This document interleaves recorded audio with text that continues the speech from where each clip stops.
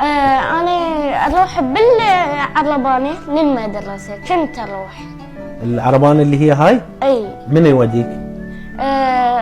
هاي جهال خالاتي.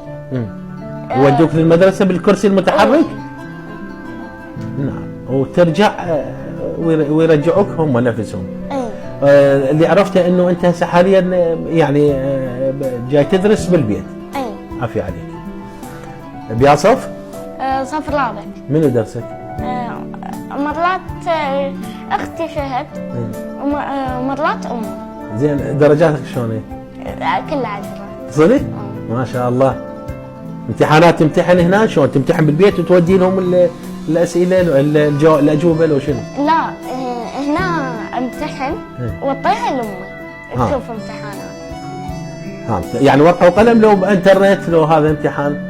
ورقه وقلم. مرات شنو افتح النت. الواتساب اروح للمجموعه هاي. عندك يعني عندك موبايل وواتساب؟ اي جروب. المعلم جروب مال شنو؟ جروب هيك مال الدروس. مال الدروس. المعلمه تعطيني دروس. وانا من عنده اعرف شنو تطني وما تطني. حسن شنو اللي تريده؟ اذا اكو علاج تعطونا علاج، واذا ماكو تعطونا عربايه متحركه. علاجك وين قالوا يعني وين؟ يعني باي دوله؟ لحن بالامارات. شنو اللي تريده جعفر؟ شنو انت احكي يعني حلو حكيك. شنو اللي تحتاجه؟ شنو اللي تريده؟ اريد علاج همين، اذا ماكو علاج عرباني اذا اقدر ادفعها. بس طبعا العلاج بالدرجه الاساس اللي عرفته انا انه انت تريد